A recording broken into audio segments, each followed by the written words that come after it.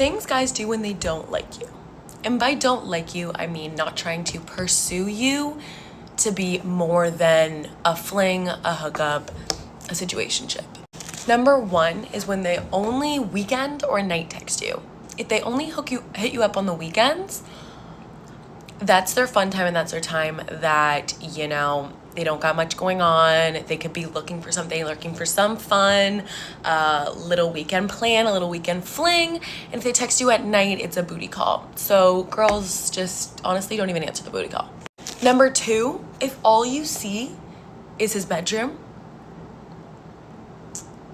if all you see is his bedroom, that is the only place in his life he wants you to see, okay? You get the gist as to why you would be in the bedroom. But if I had to say it out for you, he just wants to hook up. And he is not bringing you out on dates. He is not showing you his friends. He's not bringing you to dinners, taking you out on those dinner dates, or even just to his friends whatever it is. If he's not doing that, he doesn't want you to see that or be involved with his life in that manner. Number three, if he's a bad texter, any guy will text you and find time and make time to text you if they want to and if they're interested and if they want to pursue you. And if not, they'll call you. So they will make time to put that effort in. And if they don't and he's a bad texter, no, sweetheart, he's not a bad texter. He's just not that interested in you. And last but certainly not least, if he doesn't make real plans.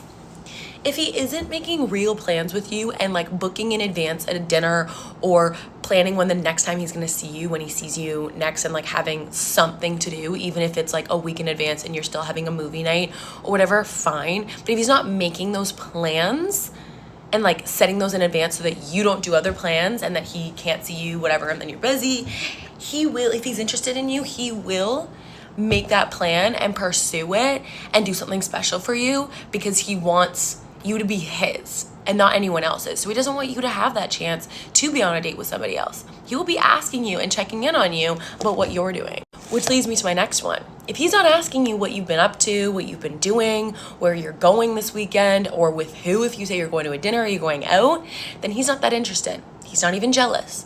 So it means that he doesn't care if you're with somebody else. So if your man does any of these 5 things, please, girl, build a roster, build a team, build other options, because that is what you deserve. Things guys do when they don't like you, part 2, because my first one went way too well and way too men agreed with me and they asked me how I knew, and I know more, so you're welcome. But if you haven't seen the first one, I highly, highly recommend you go watch that first and foremost, because these are the next level and you need to start with the first level. Coming in strong with number 1, the code word. If they use this code word, they don't care about you that much. If they say that they're busy, they're not trying. They don't even want to try, baby girl. They're just not that into you and they just are busy so that they can avoid anything to do with you.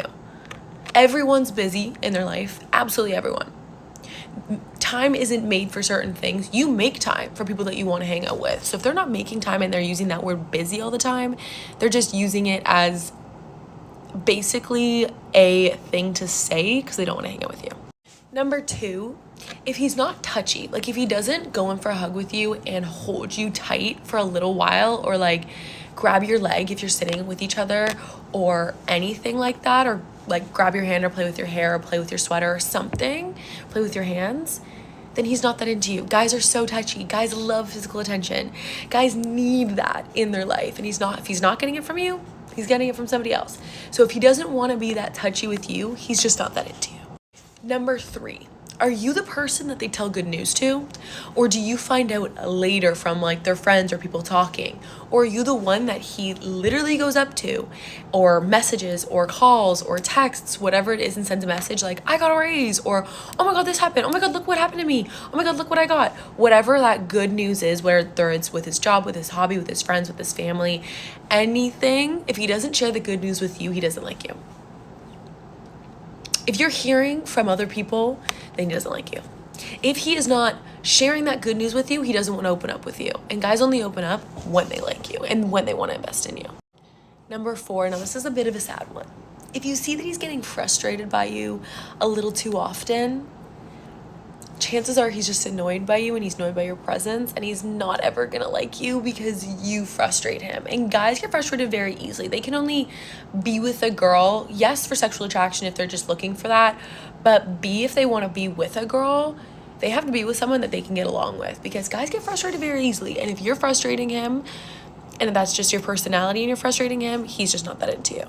And that kind of backs onto number 5. If you catch him not listening to your stories or to your day or to things that you're even saying, it could be anything coming out of your mouth. And if you catch him not listening, it's because he truly just doesn't care. Because I can guarantee, if he cares about you, he will listen to what you're saying, even if it's the stupidest story ever, or he will literally listen to what color you were debating to get your nails done when he quite literally could care less, but he will listen if he cares about you. And if he's not listening to the things that you're saying, he doesn't care about you. And last but certainly not least, I know some people don't have social media, but 99.9999% of us do. Okay, so if your man that you're pursuing or want to know if he's interested in you, or if he likes you, or if he's whatever, if he's not looking at your stories, if he's not liking your pictures, if he's not commenting, if he's not DMing you to things, or like swiping up on your story and putting a fire emoji, he's just not that into you. He will be even looking at your story. He will be checking in on you if he gives a crap about you. And if he doesn't, he's just not that into you. He wants to know where you are, who you're with, what you're doing, if he cares.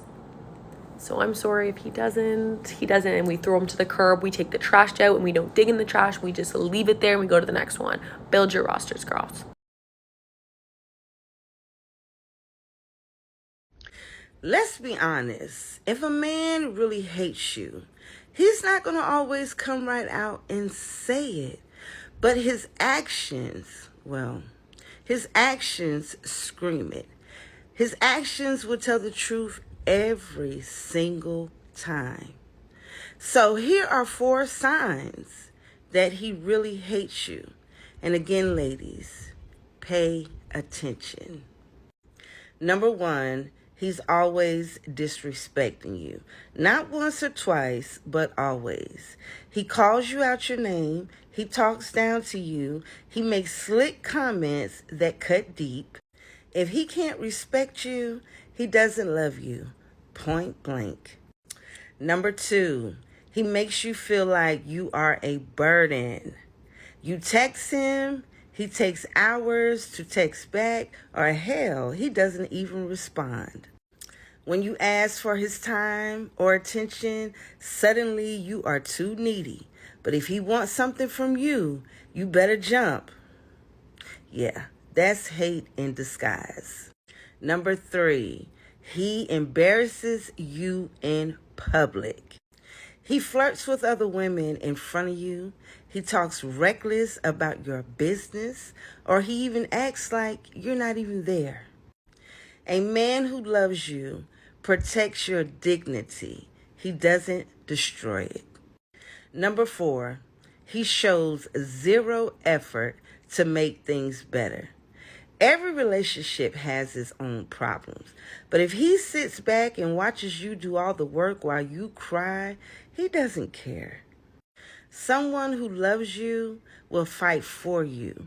They won't make you fight alone. Stop making excuses for a man who's showing you with his actions that he doesn't even like you, let alone love you. You deserve better than someone who treats you like an option, or even better yet, an enemy. When I broke up with my ex, I had a conversation with him and he said to me that you always say you're going to start something and you never do it. And when I tell you, thank you for that, because that changed my life. I have vowed to never be again somebody that says they're going to do something and not do it. And that's why these days I am on job. These men are watching. You think, oh yeah, love of my life, let me just be a bum, let me never go to work, let me never do my hair, let me never look nice, let me always be comfortable, let me sit in my wig braids. That is what is slowly killing your relationship. Oh, my boyfriend is my life, I don't have any friends, you are my everything. They're watching you. They're watching you, and the day you break up, you're going to hear some things you never thought you'd hear. They are watching you. I'm so sorry. I'm not sitting here saying don't trust your partner. What I am saying is the very things that you think are, oh, so cute, so endearing, oh, he's my man, oh, they're watching you. they're watching you. And a lot of you are so confused why people start to use things against you when you break up, but you didn't know that they just were thinking, it's not important right now. It's not important right now. But when you break up, it's going to be so bloody important. These men are watching you. Get up. Don't let men kill your development. Keep going, keep getting better, keep striving for more, keep trying to build a life for yourself. Even if that man makes you a stay-at-home mum, bro, in that time, find something to do to develop yourself, because I'm so sorry, men cannot be trusted. So I'm not sure if anybody else has experienced this, but I'm going to talk about it, and if you have, leave a comment. And I'm basically just going to talk about the moment that I realized that my now ex-husband didn't love me. So throughout the whole course of our 2.5-year relationship and 2-year marriage, I'm just a very affectionate person. I always have been. That's just who I am. And I know now that I love very deeply. And like, it really didn't matter who it was, I would have treated them that way anyways, because I would have loved them. Well, anyways, so for the entirety of our relationship, I was very affectionate with my words and like actions. So I just remember like when I would tell my ex why I loved him or how much I loved him, I would talk about like the things about him that I loved, you know what I mean? So like, instead of I love your smile or I love your personality, it would be like, I love this specific thing about like the specific thing that you do, and here's why I love it, and etc., etc. So like, I was just always really good at that, like using my words to express like my feelings or my love for other people. And for a long time, I just thought that like he wasn't, you know what I mean? Like he didn't, I'm saying, you know what I mean a lot. I'll try to stop. But anyways, he wasn't very affectionate with like his words. He did do a lot of acts of service, I guess you can say. And then I guess that's how I justified in my head why I wasn't receiving the vocal affirmations that I was wanting.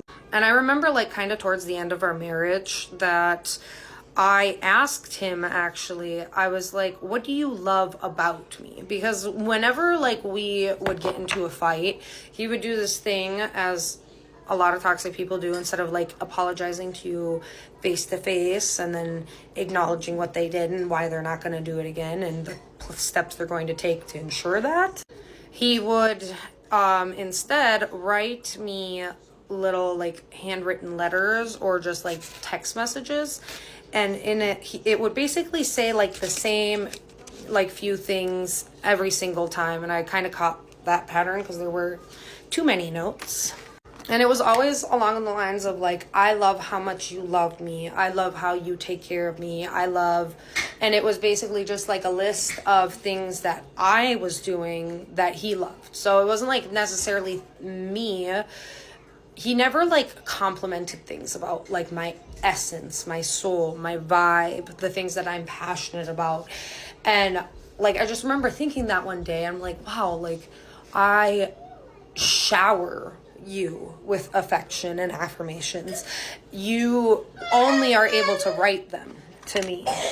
What's up? I want my knee. Oh, dang it. You're cute. And he wouldn't even do that the way that I wanted. So after about like 2 years of that behavior, when I sat down and I questioned, I was like, do you like love anything about me? Like, can you tell me things about me that you love, not things that I do for you? And he couldn't even answer that. And I just remember like feeling so defeated because I'm like, wow, he doesn't even really know me. Like he doesn't love the things about me that I would love about me. You know, he loves the things that I do for him, which is classic narcissistic behavior. They have to hold on to you because they know that no one else is going to treat them as good as you do, because you are the embodiment of love. That's such a common thing that I hear from like my exes, is they, like, when they would compare me to their exes, they would just tell me how much they loved how I was so much more affectionate than their other partner. And I used to think it was just because, like, you know, back in my not so very girl days, I used to think it was just because, you know, they were bitches and mean and like didn't know how to show love and et cetera, et cetera. And I know now maybe that wasn't the case, but it's just like, I just want someone to love me the way that I do. And I realized that he was never going to be able to do that. So yeah, I think it was like just after that moment I had that realization, and probably wasn't like very soon after when shit really hit the fan and we ended up apart. If your man does some or all of the things I'm about to tell you, then he hates you. He hates you.